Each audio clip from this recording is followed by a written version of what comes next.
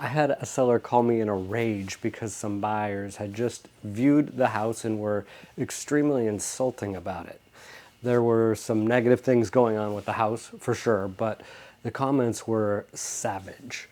But the seller was telling me this stuff, not the other way around, and so I wanted to know how. Turned out they were listening on the security cameras, which is not legal, by the way. Don't do that. The injury had been done. Sellers usually don't get this unfiltered critique. Buyers and their agents don't want to hurt people's feelings, so often the feedback is tempered. They'll say, it just wasn't a great fit. But I'll tell you what the buyers are really saying. The buyer's feedback is valuable information, but they tone it down when the listing agents ask for feedback. Here are the most common things that we hear from buyers when we're out showing properties, and things that you can do something about. Number one, the smell. Pretty much all homes have a smell, at least some of the time, but people living in the house don't smell it. Your brain kind of tunes that out after a while. Sorry, it's true. Mine probably smells too. It's especially true if you have pets, if you smoke or vape or do a lot of cooking with strong spices. That front loading washing machine that you have might need cleaning. Dirty laundry needs washing. And smell is a direct connection to people's brains and their emotion centers. So even though it has nothing to do with the house, the buyer might have a negative reaction to the house, in part because of how it smells. I think this is why carpet is consistently one of the top-rated things that you can invest in and replace before putting your house on the market. Consider replacing the carpets before selling, or at least a deep clean. It's not all that expensive, and it affects a large visual field. Keep that litter box uber clean. The house looks dark. Buyers don't want to buy a cave. They want it bright.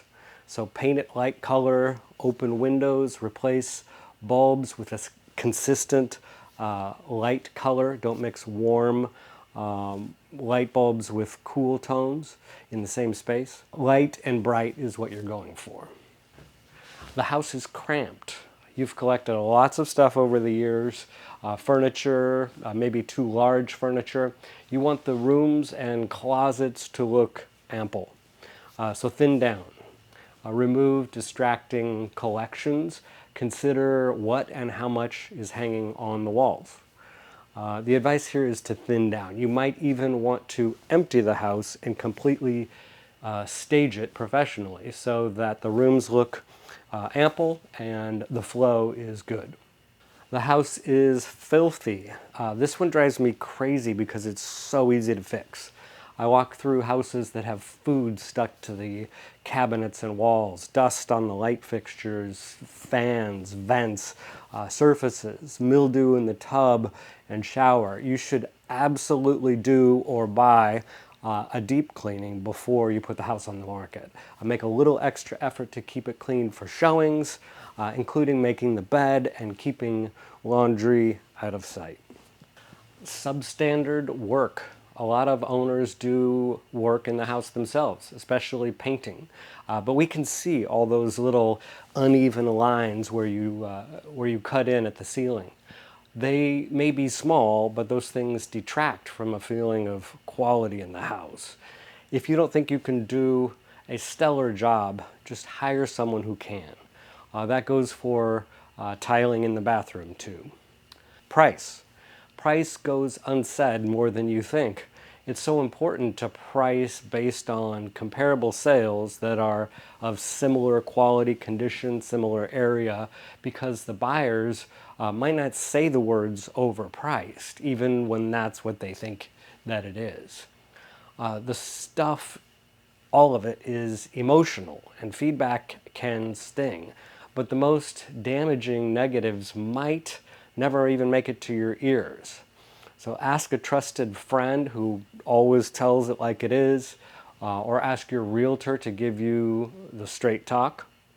but it is definitely worth having the conversation. You get useful information.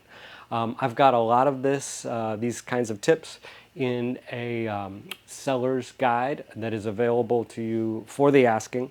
Message me for that and I will send a PDF or a hard copy your way.